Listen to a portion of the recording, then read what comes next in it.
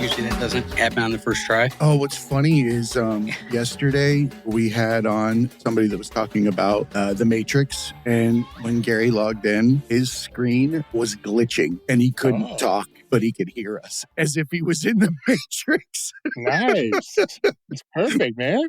Perfect effects. Yeah, it's never when I want it to happen. It's like, right? Wrong time, but we roll with it.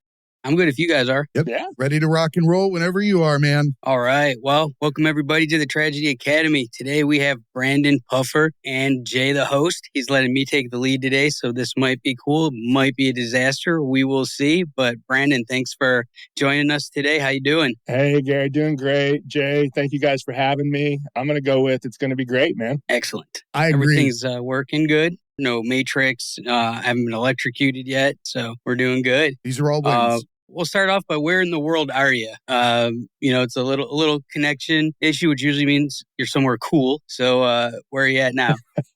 Man, I don't know how cool it is, but I'm in Georgetown, Texas, just a little bit north of Austin. Sounds peaceful. That is cool. It is, man. It's nice. I like this. I like the older this part I of the get, world. the more peaceful. Yeah. I was always like a big city guy. And then the older I've got, the more I'm like, little woods might not be that bad. A little space in between neighbors might not be the worst thing. Agree. Absolutely. I'm in the same boat. Yeah. People are cool, but it's good to get away from them easily and for as long as I'd like. Well, we could jump right into it. I'm a huge baseball fan, have been my whole life, as you see the hat. And, if you want to, you've had a journey that you're very open to talking about. And a lot of people aren't very open to talking about the bad things in life, only the good, or everyone has Instagram and everything. And they put, perfect picture and the perfect life they want to project to people. And if you talk a little bit about your book coming out and some of the messages that you want to put out there. Yeah, absolutely, Gary. Now, for me, I mean, it's, a lot of times people want to talk about, just like you said, the positive, I had a dream as a youngster to be a big leaguer and just as a blessing, man, was able to fulfill that dream. But at the end of the day, I had a big crash off the field that kind of ended my career. And honestly, if I didn't talk about that as well, then we wouldn't really get to what kind of shaped me who I am now. And it's just all part of my journey, my story. And so I had early on some folks talk about, that's kind of an embarrassing thing for you to talk about. Maybe we just kind of bury that. And I said, man, I can't do that. That's just as important as anything else I've done in my life in terms of where I am now. So yeah, to your point, man, I think my story is one of, certainly persistence and kind of fulfilling a dream and hard work and routine and those kind of things. But then at the end of the day, also just choices and consequences, as well as redemption. Like where am I now after having that big fall? And that's where I like to encourage people of just like, hey, whatever decisions you've made or mistakes you've made, you're so much bigger than that and so much more than that. And even going back to baseball, I mean, for a long time, that was my identity, man. That was all I was, is Brandon Puffer, the baseball player. And like, okay, well, who are you outside of that? Because you're going to have to find that out one day. And so I did. And that's where I come in and share my story of, again, just kind of made some poor choices. Happy to go into any amount of detail of what I've been through, but then also just redemption of, okay, you messed up, you hit rock bottom. Where are you now? That's the big important thing for me. I like that you brought up the identity thing. I've worked alongside the UFC for 19 years, and I work with a ton of pro fighters. Yeah. And a lot of times they have that problem. Everything from a very young age is dedicated to one thing. Yeah. And, with fighting in like any sport, one bad night, your career's over, ACL or broken this or that, and you might not be planning for it at all. And boom, fuck, what am I now? Yeah. People have a lot of trouble dealing with that. So the military thing as well. There's a lot of soldiers that will identify with that. And then the day that they ETS or they get out of the military or retire, they are shoved into a whole different reality. Absolutely, man. And I know, I've been around just a little bit, some guys in the fighting game, and I follow real closely with Jay Glazer's new podcast and kind of his initiatives on the depression and the anxiety and the mental health stuff that has always been a battle for me. So listening to the fighters, listening to the pro athletes, which obviously the fighters are some of the best athletes in the world. It's exactly that, man. And it's not just, I think people look at, okay, they saw you pitch, that one night, or they saw your fight. Man, everything leading up to that is what kind of defines you. Because literally from the time you wake up to the time you go to bed, it's, how do I train to be better? What am I putting in my body? Just all consuming, man. And so it definitely becomes your identity. And Jay, to your point about the military, they've touched on that a lot too. Same thing, now what is my purpose? I knew what my purpose was, but what is it now that that's all gone? And so for me, I have found it in coaching. Fortunately, man, I at the time when I had my fall from grace, and I think we just probably need to not dance around and get into it, man. In 2008, I ended up, going out, like you said, just a one night thing, a one night choice turned into enough for me to go do some prison time. I went and spent 3.5 years in the Texas Department of Criminal Justice because I made a mistake when I was blacked out. And I mean, I'm responsible for every bit of that. And so now it's like, okay, let's figure that out. Well, at that time, the Rangers were grooming me to be a coach in their system. And I was going to be a big league bullpen coach at some point was my goal.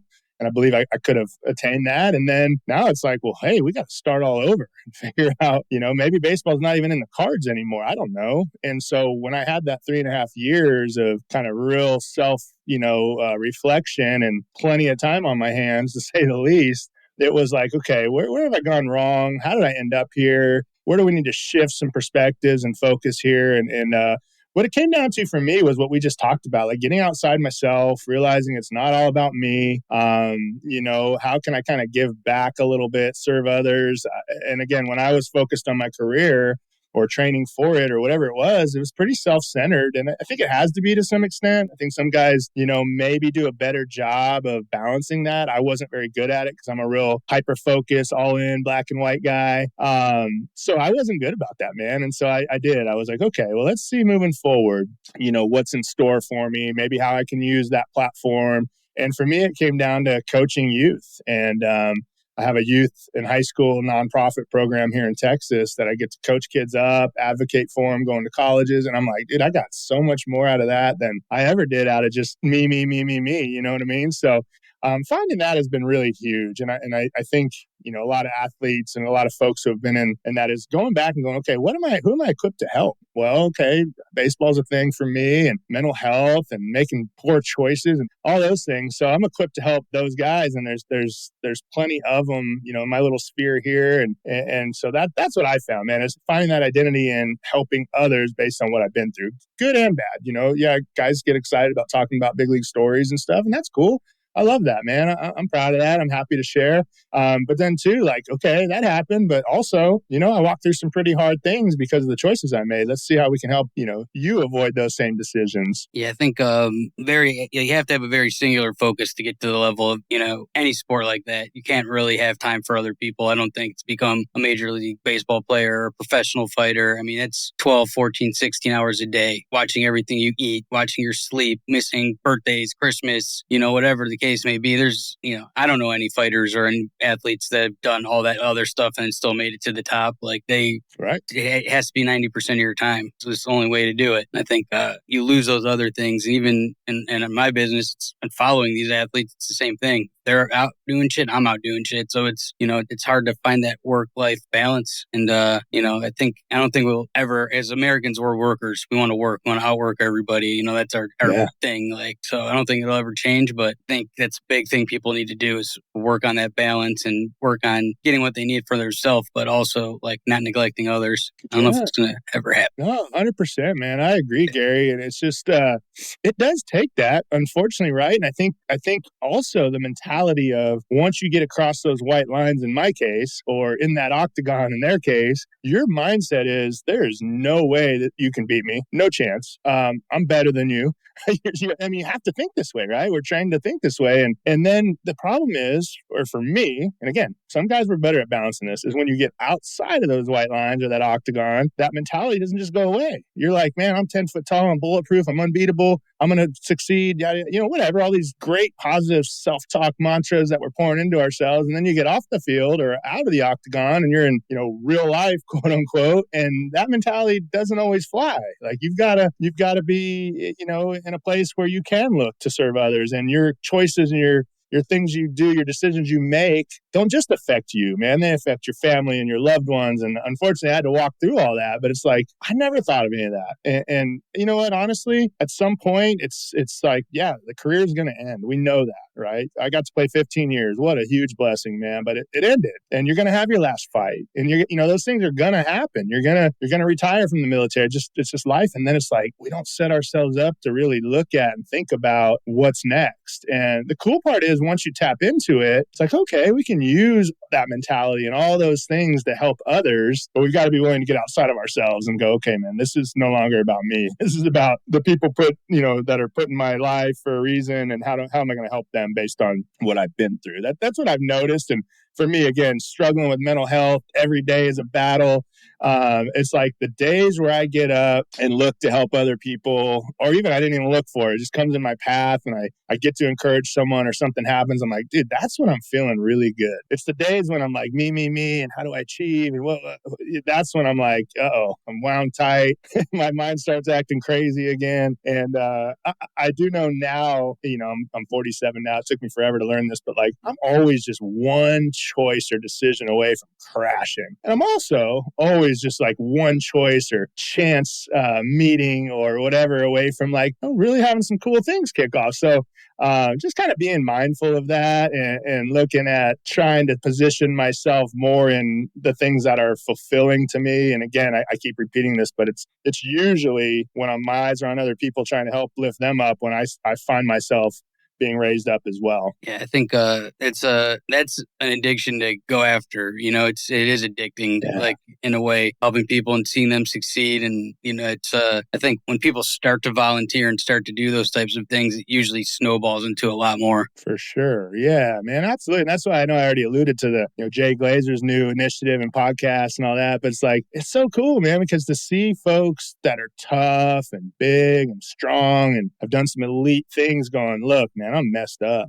It's like so refreshing because I'm like, me too, man. Finally, someone's talking about that. Me too. And I know when I was in my junk and making those decisions, that was my biggest, probably my biggest enemy was not wanting anybody else to know that I was messed up. I was a leader on a lot of my teams, man. I was at the time when this incident happened in 2008, I spoke of, I was literally like the Crash Davis from Bull Durham who had been to the big leagues, went back to AA as this early 30s old fart, like just being a good role model to these young prospects that were there. And so here I am struggling off the field, and I'm like, I can't let these guys know this. I'm in a role for a reason that they look up to, and I got to act like I have it all going on. And I didn't. So instead of getting help or being open and honest and going, hey guys, I'm probably headed for a crash here, it was like, no, I'm good. You guys just look up to me. I'll take all that on. I'm your leader, whatever. And it was like, no, man, at the end of the day, now I just always encourage people to go, look, get around people that are going to be honest with how they're feeling.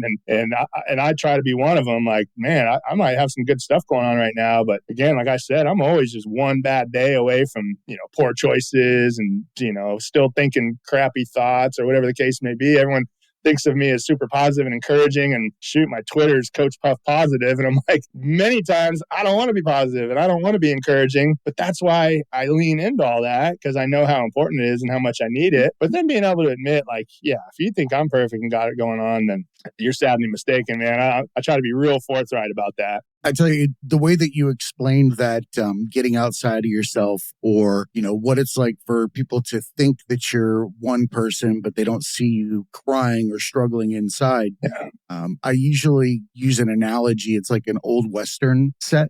Everybody has this facade in the front that looks beautiful, that has all these things in front of it. They check the blocks. They put all these things there for everybody to see. But behind it is just two 2x4s, and it's empty, and the people are on the ground crying. And nobody knows that everyone's behind each one of those crying, when all they have to do is take those down, and they get to see that everyone is in the same situation, and that we're actually just acting out this way to protect ourselves from judgment.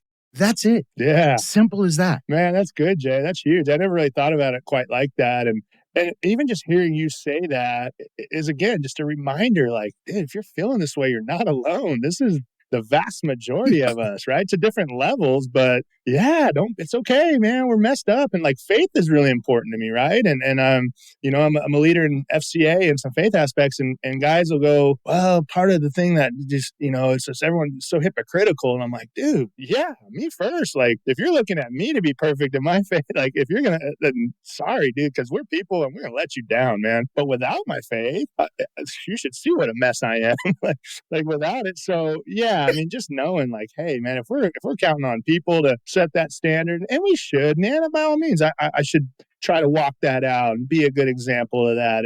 But at the end of the day, it's like, man, I'm gonna let you down, dude. If you're looking at me to be your source of always, living that out and being perfect, then I'm sorry, man. I'm gonna let you down. Don't look to me. Look to your relationship and how you can be a better version of you. Especially military, sports, guy stuff, machismo shit that we all have, as a young kid, growing up in any of those environments. It's like, don't cry, fucking lift yourself up, bite down on your mouthpiece, walk forward, don't let them see it, and then people around that never like talk about that shit. So everybody thinks that they're the only one. Yeah. And I think just holding that shit in, you got to let the air out a little bit every now and then, or the shit's going to pop. And I think everybody like holds that in, and then you add a little drugs or alcohol or, anything like that lets it all out at once. And then that's when shit happens. Yeah. I've seen it a lot and been through it myself. It's the face behind the mask. Yeah. Yes, absolutely. And that was, man, I had 5 years of sobriety prior to my crash and fall, and I was sober, but I was just white knuckling it. I was like, because I know I make bad decisions. I was just I'm an all in guy. Like when I start, I don't stop. Frank the Tank's coming out like every time. And I was like, man, this is not good for me. So, and I'd seen it through my dad and family, 5 years sober. Now this time around, I'm 14 years sober, and it's the same thing, man. Congratulations. That's huge. Thank you, brother. I appreciate that, man. And it's like, but to your point, Gary, it's like all those things, it's like, yeah, well, he just got drunk and blacked out, man, stupid. Yeah, I did. But all of a sudden, that just numbs everything up. And then the real you comes out, honestly. It's like, yeah, I probably don't make a decision like that without being overserved. But at the end of the day, what led to that to go, hey, now that I'm in this state of mind, I'm going to go act out like that. It's all the things, the true thoughts that were going on and the true pain and the trying to mask and cover up all that stuff, which is why it's so important for me to go, yeah, this happened. I drank too much. Now I'm sober. I probably won't make a decision like that. But it doesn't negate the fact that what was going on in my mind prior to that when I did get overserved, I'm acting in such a way. So I think you're so right, Gary, that's when it comes out. That's when kind of the real you comes out. Like, hey, you can kind of mask this and fake the funk and act one way, but let you kind of get that truth serum in you. And now it's like, oh, dude, look at this guy. He's got a little bit more going on. He's fighting more demons than we thought. I'd like to piggyback on that. Yeah. Behind the mask, the person that comes out, that demon, the one that speaks the so-called truth. And I think that it's kind of misunderstood because a lot of people think that the most nefarious intentions come out, and that's what the true personality is. And that's not the case. Yeah. It is a compilation of experiences over time that create a person or a human that has been bottling so much trauma, whether it's self-inflicted, outside-inflicted, whatever it is. These are all reactions to trauma in a moment where they have no longer the ability to put that cap on their pain, because alcohol is a depressant. It releases all those demons, everything that's happened to you in the worst possible ways. It's an explosion. It's not an intent. Yeah. Wow. No, that's an awesome perspective, man. And I actually tried to explain this to a few people one time where I was like, literally when I was in that state, I felt like it wasn't even me. Like I could look in a mirror and be like, dude, that's not even you. Like that's like my eyes, everything about it, just a weird, hard to explain thing that when I got in that state, that's right. And then to your point though, Jay, so what happened with me is when I got in that state, and there's kind of a long build up to it, but I'll just kind of get to it. We were partying, we were going out, we were having a good time. I couldn't shut my motor off, man. It was like 3 a.m. I was at some buddy's house because they're like, you can't drive, come crash here. And I kept going, man, I've got a friend that lives in here. She's always having parties. I'm gonna go see what's going on. They're like, just go to bed, dude. No one's having a party. And like something in my mind, this is what I had to figure out after the fact. Like what in my mind just wouldn't shut it down and what thought this was okay, right? And so I went and knocked on this lady's door. I'd met her one time and she didn't answer. She's asleep, 3 a.m. I open the door, it's unlocked. Crap. Stupid. My attorney's like, why wasn't the door locked? I'm like, I don't know. That's not anyone's fault but mine for going in there. And I go in there. So boom, burglary of a habitation immediately. I'm not invited in. I walk in 3 a.m. And even as I say it, it's just like, God, what a bonehead. Worse than that, I try to get in bed with her and wake her up thinking, hey, she's probably going to want to hook up with me when I show up at 3 a.m. Now, what in the world, where does that come from? And to your point, Jay, it's like, okay, a couple things. One, I was sexually abused a couple times as a child by babysitters. And like, that's the stuff you just stuff. You're like, dude, whatever, that doesn't affect it. That doesn't matter. And then, but those things, like, as I thought back and kind of, peeled some layers back, I'm like, what would make me think that was okay? Even in that state, right? Like, and then on top of that, because of, some traumas or whatever, and being a professional athlete and kind of walking in a way where we felt like, the road life was a big part of that was, having fun and chasing girls and doing all these things that we thought were what men do and athletes do. And there are, certain things available to you when you're in that position, that something in my mind was going, yeah, of course, this is going to be fine. Of course, someone's going to be okay with me coming in there. Like, so it's just kind of like, like to your point, just all these ways of living and looking at things and kind of in this almost like a fantasy world when you're playing a pro sport and traveling around all the time. And it's like, it all kind of came to a head with this one decision of, yeah, this seems like a good idea. And looking at it now, you're like, and I'm surprised the amount of people have been like, and I've kind of been in a similar situation than that. Fortunately, it just didn't go down as bad as yours. And I didn't get in that much trouble and all that, but just drunk and thinking, hey, they'll be cool with this. So I look at burglary rehabilitation, intent to commit sexual assault, and I think, man, someone beat down the door and tried to hold someone. It's like, dude, it was just unlocked door. As soon as I knew that it wasn't the right place to be, I ran out. But at the end of the day, you're in there. We don't know your intent. And the worst part for me was disrupting peace of that. You know what I mean? Like that lady. The one thing I remember is her being frightened. And then I ran out. And by frightened, I mean, she screamed. And that's the part that still to this day, I'm like, dude, just, I'm a guy who likes to help people, be good to people, encourage people. And I just, ruin the safety of a young lady, at that time, maybe 26, 27 years old, who was just simply, went to bed. I've got daughters, man. I've got a wife. It's like, that part really bothers me. So I got what I deserved, man. I did my time. I try to make better for it. But at the end of the day, what led up to that decision was so much deeper than, to your point, just one drunk night and I just acted out. I was like, no, man, it goes way, way back. So just being cognizant of that, and then how do we treat that moving forward? I don't plan on ever putting a drink in my mouth again. But at the end of the day, not just saying, hey, I'm sober, but dealing with those things that go into what would cause an individual to make a decision like that. I could see a time in which something like that may have happened, if drunk, know somebody, doors unlocked, not bad intentions, but that could have definitely happened in my college days when I was, getting wasted all the time. Especially when you believe that you've risen to such a level that you would almost think that no matter what, why wouldn't they want me? I'm me. Everybody wants me. I'm giving me to them. Yeah. And then, right. It's almost like you're giving somebody a favor or an opportunity to have some of prideful, ego, all the things that come with the accolades for being an athlete or somebody elite. It's almost like you set up people for failure in those situations to fall from grace in one way or another. No, I agree, Jay. And the onus is on us as the athletes to be aware of, self-help and figuring out where things are going wrong. Because you're right. And it goes back to that mentality of when you step in the octagon or, in my case, in between the lines of like, to your point, like, man, I'm better than you. And then and I teach guys now because you still need that confidence level. You do. You need to go out there and believe you're going to beat everybody you go up against. But like a difference in confidence in your ability to go, handle your business in your sport or whatever it is, and then looking at yourself as someone who's, something special. It's just to your point, it just maybe even thinking about it, I was like, man, you're right. That was my mentality. And what a lame way to think that you're better than anybody or you're, something special. I mean, we're all special. You know what I mean? I'm not taking away from like being special, but it's like, man, yes, having a humility enough to go, okay, I'm excelling in a sport. I'm doing well. People are kind of offering up things, but where's my foundation? Where are my values? Where are those things? And I came up, in a good household, man, where there were values and things of that nature. I just needed to remember them and lean into them rather than getting on this high horse of like just riding this wave of pro ball and what makes a man is partying and chasing women and fighting and all these things. It's like, nah, man. So just trying to teach others that come in my sphere now in our youth program of, yeah, you can still be a man and be confident and kick ass in your sport and not feel like you're better than folks and you can get away with anything and you're bulletproof, because you're not. And there's really two types of people. There's humble and those who are about to be humbled. And so it's coming one way or another. So let's stay humble so the game or life doesn't have to do it to us.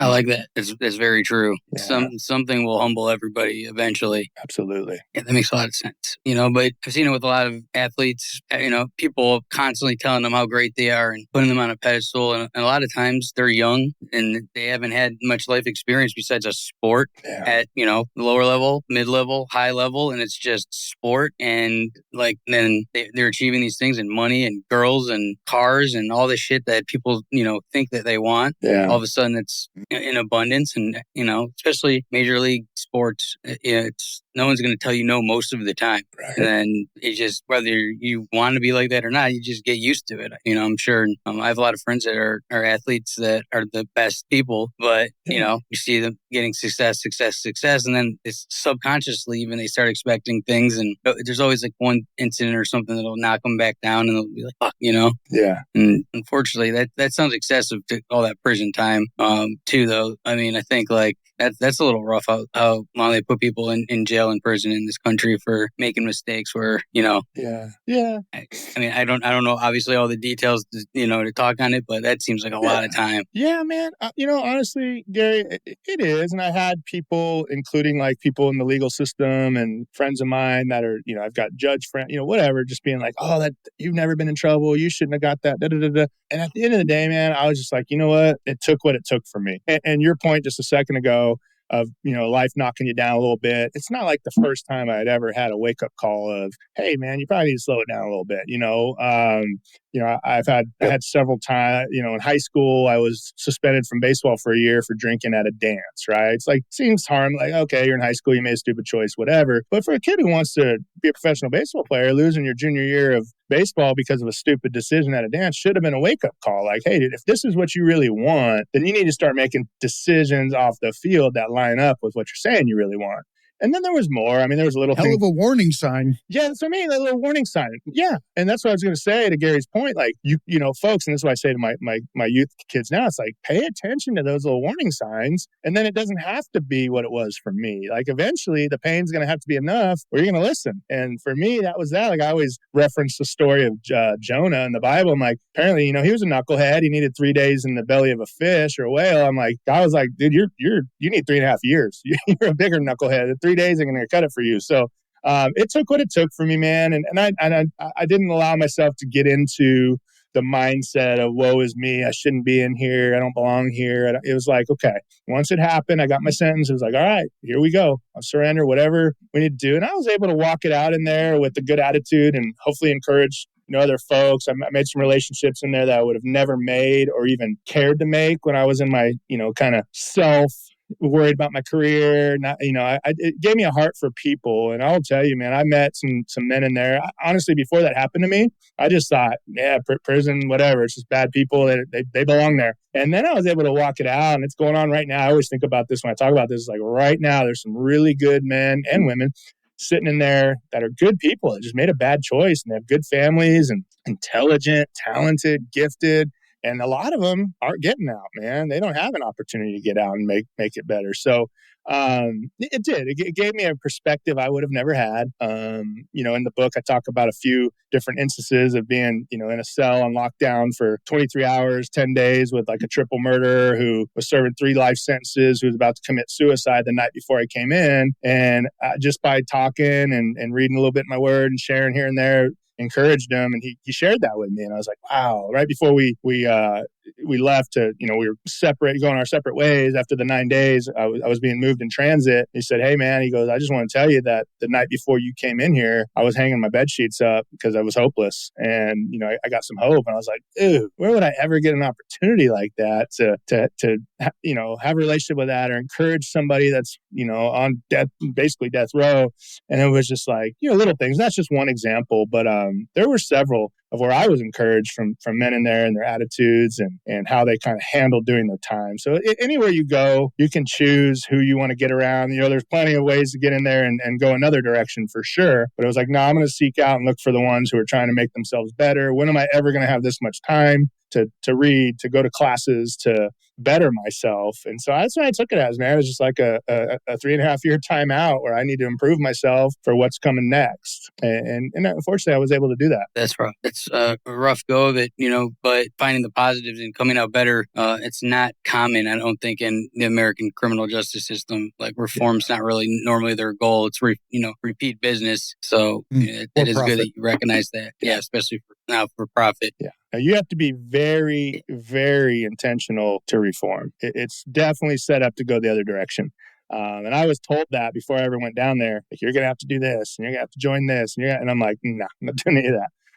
None of that's going to happen. And it's just like a known fact. Like, once you go there, you're getting thrown to the wolves, and you kind of have to act a certain way. And it's cool. I mean, I think, fortunately, just being a bigger dude helped. I think to kind of pick on weaker guys, but more than anything, just being respectful and just kind of putting your head down and doing your time was the thing. And people ask me all the time, like, so did you have to do this? You have to join the gang? Yada, yada. And I'm like, no, no, I didn't, fortunately. It was just, I went about it a different way and just tried to respect everybody. And again, put my head down quietly and just tried to improve myself. And, I just say, hey, man, I'm just trying to get home to my kids. That's it. That's all I'm doing. If something came up, an opportunity to do something stupid, it's like, nah, that could cost me more time. I'm not doing it. So that was it. But you're right, Gary. And I know, Jay, you nodded to this too. It's not set up to reform you one bit. So I always tell guys, if unfortunately they have to go in there, it's like, hey, man, you're going to have to be super intentional every single day about not getting caught up in the politics. Self-reflection, Chief.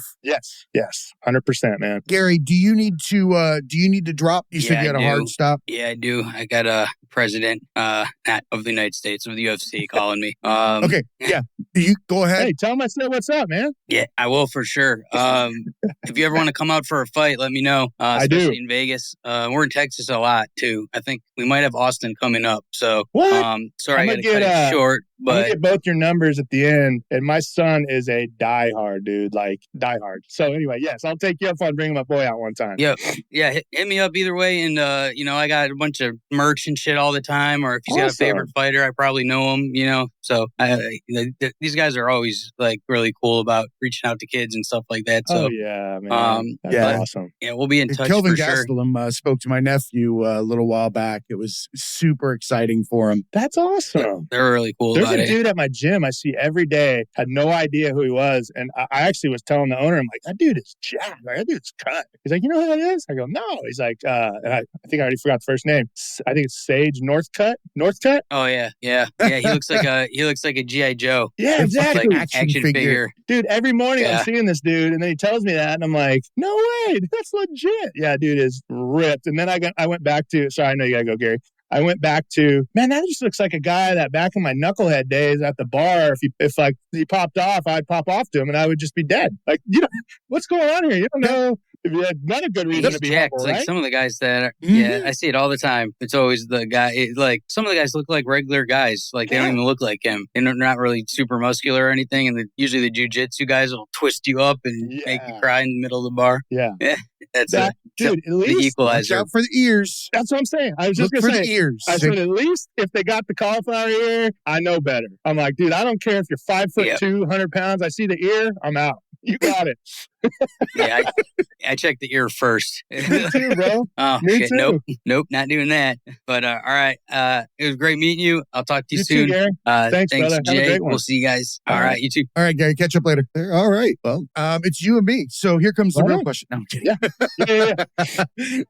So, that's Gary has such a really cool life. He does a lot of really cool things and is super humble about it. I love that. Never hear him really talking about it with people unless, it comes up in conversation. Yeah. Otherwise, you'd never know. That's really cool. I want to take a chance to ask a question. Yes. about mental health and the ability to give back. I've had my own mental health struggles. Very open about it. That's part of the foundation of the show. Awesome. And to your point, in prison, self-reflection is pretty much the only direction that is going to give you some kind of stability to work from when you come out in bettering yourself. How important was it for you to fix your mental health before you could give back? Man, that's a really good question. And I think the honest answer is, I don't think we can fix it, man. I just don't. It's such a battle struggle every day. Now address it, be honest about it, be open about it. Was very important. Again, no longer stuffing it and going, oh, just what. Because I've always known this, man. And I think part of it is, I really do, and I don't know the science, so if anyone can refute this, man, bring it. But I think it's a wiring part of it. I'm like, there's a different wiring, man, and it just doesn't go. And people don't understand, like, so what? I'm like, I don't know how to explain it. It's just, I feel like I go 12 rounds with Tyson every day in my head, or I run a marathon every day in my head, and that's what it feels like every single day. And they're like, really? I go, yeah. So fix it, man. I wish I knew how, but address it, be honest about it, open and going, hey guys, I'm struggling all the time, every day. And again, I know I keep going back to this, but guys like Glazer and the guys he's having on, and people being more honest about it has helped me, encouraged me, and allowed me to go, yeah, me too. And then go to the folks who look up to me as a leader and go, hey guys, yeah, this is a really real thing for me. And by the way, I'm pretty sure a large percentage of you guys at some level are struggling with it. Now, not everyone's going to understand the level of literally wake up and the fight begins until you go to bed. That's tough, man. And I think you may know that. And I know other guys who share know that. But yeah, I mean, addressing it, getting good habits in place, because now when I'm honest about it, people are going to ask the next question, well, what do you do? And it's like, well, for me, it's, from the time I wake up, instead of getting right into the day and all the struggles and the phone, it's like, prayer, meditation, reading, listening to podcasts, self-help. Physical exercise is number one for me, man. I start my day with a workout. Same. It's huge. And I listened to Michael Phelps yesterday on Glazer's thing, and he said, that's number one. I got to get that workout in right away. Same thing for me, right? And then being intentional about it all, throughout the day. And then the one I left out, and I know this is huge for your podcast, is laughter, bro. Like, I will, if I'm struggling, I'll turn on ridiculousness and binge it, or I'll turn on a funny movie or Sebastian Maniscalco stand up and just binge it. And I start laughing, I'm good. Good for the soul. Yes, it is. We're made to laugh. Yeah. It is the most infectious thing. Absolutely. You could be doing one of the most heinous things in the world, and if somebody breaks out into a laugh that they can't control, you're going to do it as well. It's going to happen. There's no way to avoid it. And that's what makes us such an amazing being, is that we're actually trying to contain what naturally exists. Laughter and love is what's actually there. We're simply putting it in a container and not allowing it to be shared with others for fear of that judgment, right? And I always come back to that term, my cup runneth over, right? And I refer to that in mental health as a way to, because someone brought it up to me a while back, that I can't give back to anybody until my cup is full. And that's with the love for myself. Yeah. During my journey, I feel like it required me to hit the ground, stand back up, and actually get the chance to be what I was originally intended to be. Wow.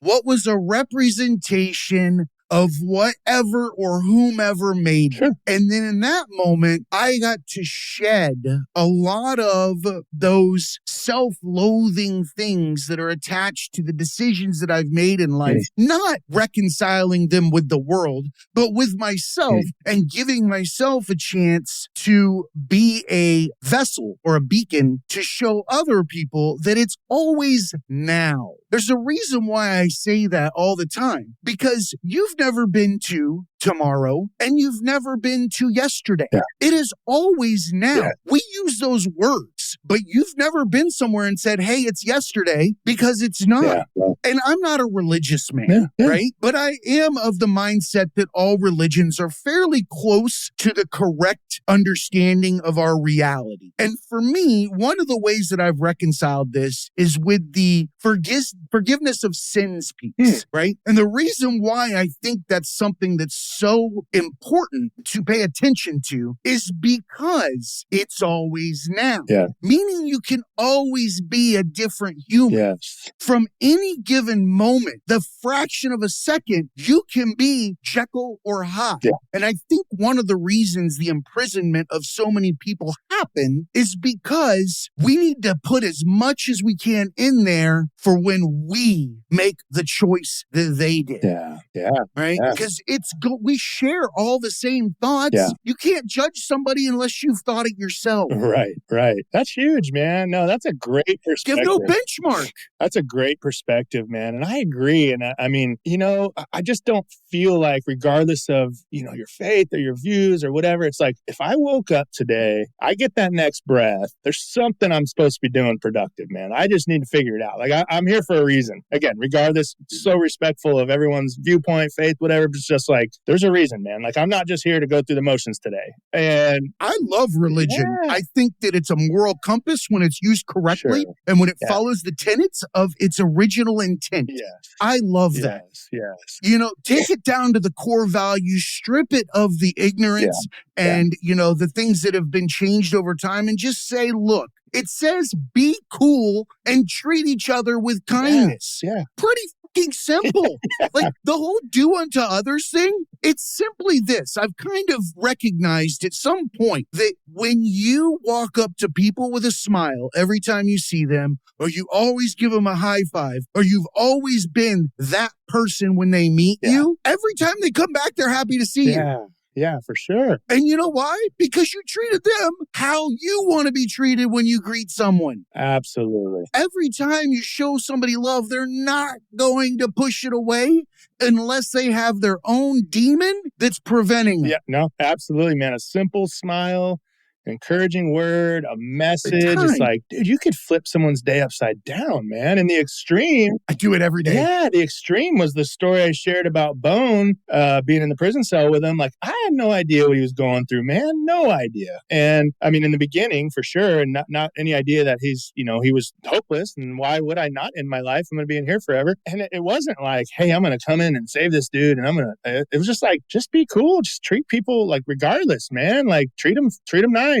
Have some humor, have some fun, like let's embrace this dude for what he is. And at the end of the day, I got this little visual of, and I don't think we always know or get the result of you affected somebody positively. But every now and then when you get it and they tell you, it's like, cool, I need to keep doing this because I don't know who I'm approaching every day or what they're going through. It's great to get that feedback down the road because we don't tell each other enough how we help each other. We tell each other what pain we inflict upon each other or what limitation we've given each other, or some way that we've taken away our ability to shine. Yeah. But we don't tell people, thank you for listening to me. Yeah. Thank you for lifting me up. Yeah. Thank you for being the person to give me that pivotal moment. Right.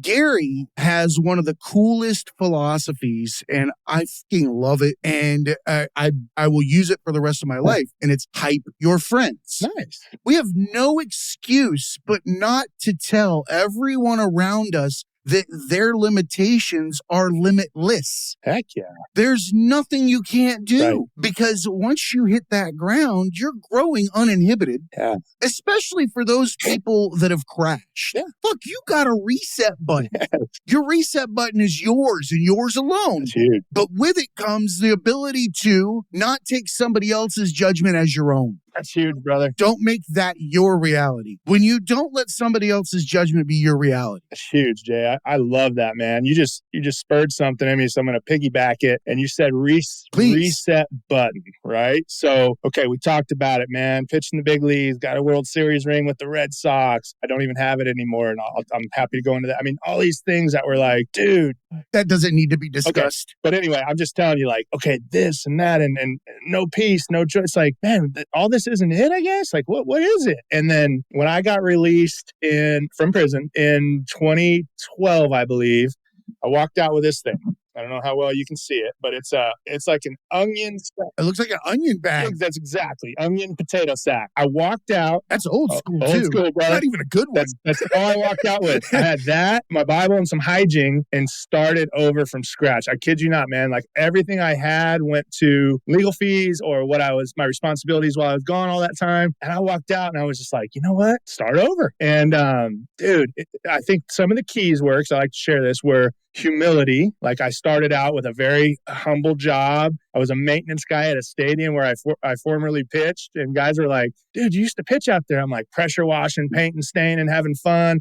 I'm like, dude, I just got a new... Jesus Christ, it sounds like a movie. I'm sorry. This sounds like the beginning of a movie, or like, a movie set right now. Very true. The picture, yeah. Wow. That was it, man. And I was like, dude, I'm doing it. And whatever you give me to do, I'm going to do it with a smile and go over, hard working. And slowly but surely things started raising up for me. And that they made me a baseball outreach coordinator. So now I'm dealing with the youth. And in my position, it's like, dude, I don't know if the mind plays tricks on you. And it's like, well, who's going to want to work with you after what you've been through and yada, yada. And it's like, no, shut that voice up, man. I got a new lease on life. And now it's like a couple pitching lessons, a team or two. And now I've got an organization with 30 teams, 300 families, all these coaches. And I'm like, dude, I didn't envision that. That's just walking it out, being humble. I always have to be reminded. I still have bad days and do stupid stuff. And it's like, dude, you didn't do all this. Like, what are you doing, man? Just keep loving on people, keep smiling. It's like, but I mean, that's the biggest part, man. And why I share my story of the stupid decision, how embarrassing that is to share, being in prison, going through all that stuff. I share it so I can tell people now. I didn't know this right when I got out, but I just looking back 10 years, I think it's been. It's like, guys, it doesn't matter what you've been through. You can start over. Like you just said it, Jay, you can start over right now, make better choices, turn yourself around with help. It's not all on you. There's people out here sharing with you 100%. What they've been through and how you can do it. And so that's it. Just the redemption part of it, fortunately, now is the coolest part of the story for me. It took some time to get there, but being restored to my kiddos, to baseball, which I didn't even know. I'm like, well, I probably won't be a part of baseball anymore because now I'm a convicted felon. No one's going to want me around. And it's like, no, dude, I've always had you on this path. You just had to take a detour because you're a knucklehead. And now let's use everything you've had to go on this other course. And I was like, man, this amazes me. Every time I look back, I'm like, this is just awesome, man, that you get a new lease on life and you just have to make the right choices. And, I've had some great support and it's not me or anything I've done. It's just kind of trying to learn from other people's mistakes and lessons and pouring into that. And I think if I can do it, I know for sure anyone else can do it because I'm not a real bright dude. You know what? I think you can give yourself a little more credit than that. You've navigated some pretty intense situations in life. Yeah. And I think that we don't realize that one of the things that kept going through my head as you were explaining that was that wouldn't it be cool if we had a chance to start that way? Yeah. Like if we were uninhibited and allowed to just love from day one and allowed to be that human from day one. Yeah.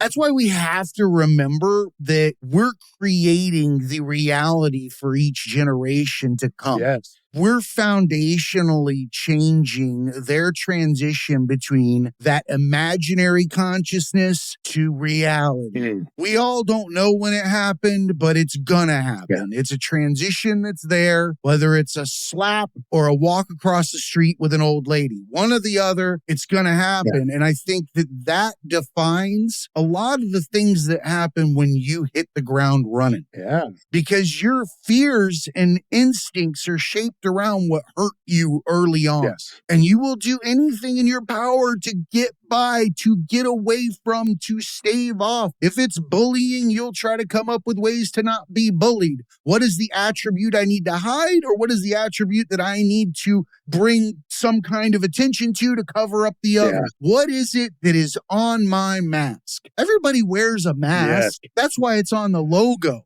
Problem is we have fucking like 1,000 of them. And we're in a sack over our shoulder. I got my interview mask. I got my religion mask. I got my talking to mom mask. I got my fucking party mask. But you have to remember every single one of those damn things. Yeah. You got to remember the connections. You got to remember how you left them. You got to remember how you acted. What you said. Was it a good one? Did you do something that you shouldn't have? All these things. But you know what's eliminated when you act authentically all the time as you were originally intended to be? There's no more masks. That's good. Yeah, that's good, man. All of that mental health shit that's tied into the numerous amounts of ego that we have that are tied to these individual interactions that we have throughout our life are simply weapons to keep us from feeling the pain that we were when we were a kid. 100%. When we shed that mask, if you fucking hit the ground and you crack your mask, or you can figure it out because you meditated, or you could, come to the realization for whatever reason. But when you get that chance, then you get to take the mask off. Live the way you were intended to live. That's huge. And then you can happen. Yeah. Like, it's going to suck at times. Yeah. It's not like the world doesn't have earthquakes, right? Like, but we know it's going to happen, so we just get through it. Yeah, no, for sure, man. And that's huge. And I think you said it, like, the main reason nobody wants to shed the mask is just fear. Just fear, man. Like, what are people going to think about me? Like, what the heck? But the more people that shed the mask, the more people that can go, oh, man, they shed their mask and there's strength in numbers. Okay. There's strength in numbers. I love that, brother. That's huge. Strength and vulnerability. Yes. So much more. Yes. The more vulnerable you become, the stronger you become because you're taking away that ability to be judged. I love that. That's huge, man. Once you got to like coach yourself in fucking Judgment Wesson or some shit. No doubt. Yeah. That's exactly it, man. I need some Judgment Crisco. Yeah, no doubt. That's awesome. Oh man, your story is amazing, and your redemption is amazing, and to see that you're giving back is what we like to highlight here. I want to give you a chance to tell everybody where they can find you. It's GPS is the name of your organization, correct? It is. Yeah, we're GPS. Make sure that you let everybody know where they can find you, your book, and we'll also put that in the show notes. Awesome, brother. I appreciate that, man. Yeah, as far as the baseball program, we're the GPS Legends, just gpslegends.com. Just trying to kind of give back from all the good coaching I've had and all that good stuff. And then as far as the book, man, it's going to be called From the Bullpen to the State Pen. And you can go to brandonpuffer.com, my website, and it'll all be out there, man. We're trying to launch it real soon, but I did come up with that title, man. I swear to God, one of my friends said that to me yesterday. No way. Uninhibited, having the discussion exactly about this. Awesome. And said, hey, you can use that on the show. That's awesome. I had not seen that you were writing the book. There's no coincidences. That's pretty damn funny. I'm like, that's awesome. What a great name, too. Hey, brother. It's very raw. Yeah. I would want to read it. Well, thank you, man. I appreciate that. We'll hopefully be launching it. Well, we will be launching it before Christmas. And then, like I said, it'll just be brandonpuffer.com. Kind of takes you to all my social media and all that. And we'll obviously be blasting it all out there when the time comes. But yeah, man, super excited about getting the story out there and just hoping to help just one person, man, really. That's all we need. That's it, man. One has the impact of millions. Yes. It's a ripple in a pond. Absolutely. You drop a rock in it, it keeps going. And if it diminishes in effect, just throw some more. Bigger rocks. That's right, brother. Have fun with it. Dude, there's something mesmerizing for men. It might be women too, I'm not sure. About dropping large things into water and watching it ripple away. Yeah, it's cool. I don't know why, but it might be the connection that we have to the effects that we can fucking have on people if we just throw some rocks. That's it, man. The ripple effect. That's awesome. Yeah, it is mesmerizing. I love doing that. Right? Yeah. All right, brother. Well, I appreciate you. And remember, everybody, be cool and keep learning. Absolutely. Thank you, Jay.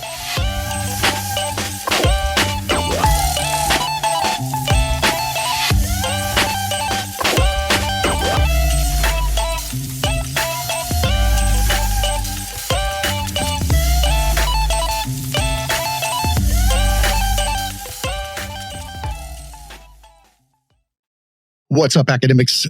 This episode is sponsored by Podpage. Build a beautiful podcast website in 5 minutes. Automatically create a beautiful listener-friendly podcast site from your RSS feed. So you can import your RSS feed into this site and it automatically generates everything for you. Puts in your artwork, puts in your show notes, puts in all those links, your guest info, everything right there. You get to customize the design to create a professional look that you'll be proud of in a few clicks. You don't have to have a coding background. You don't have to have technical knowledge. This is all plug and play. Choose the design you like, fit and tailored to your brand, the right colors, the right layout, so many different things to choose from. The templates are endless. So get out there, go to thetragedyacademy.com, click on the sponsors tab, and help support the show by clicking the Podpage link and purchasing your new site today. And remember, academics, be cool and keep learning.